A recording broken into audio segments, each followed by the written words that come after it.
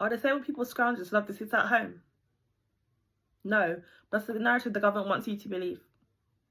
The Labour government have announced their plan to cut £5 billion in disability benefits as a so-called way to incentivise more disabled people back into work.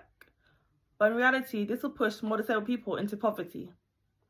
If the government really wants to get more disabled people back into work, they should first of all address the inaccessibility in many workplaces and the attitudes of employers, so more disabled people who can work have the opportunity to do so. I was also changing my career and leave the pharmacy profession due to discrimination, a lack of visible adjustments, and not being able to use fully accessible toilets when I was working as a trainee pharmacist at multiple NHS hospital trusts. Even simple things like putting another grab bar in the toilet could not be done for me. The access to work scheme also needs to improve as well. There are currently long waiting lists, so many disabled people are waiting multiple months just to receive an assessment.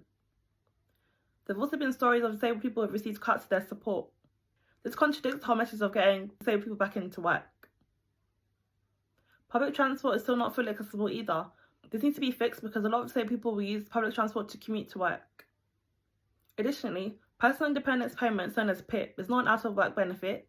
It's to help with the additional expenses that occur due to being disabled, such as having to use taxis due to inaccessible public transport, having high energy bills due to medical equipment or charging mobility aids, or paying for private therapies and other things as well. According to Scope, disabled households face extra costs of around £1,000 per month, and PIP doesn't even cover this. Not all disabled people will be able to work too, but they should still be supported.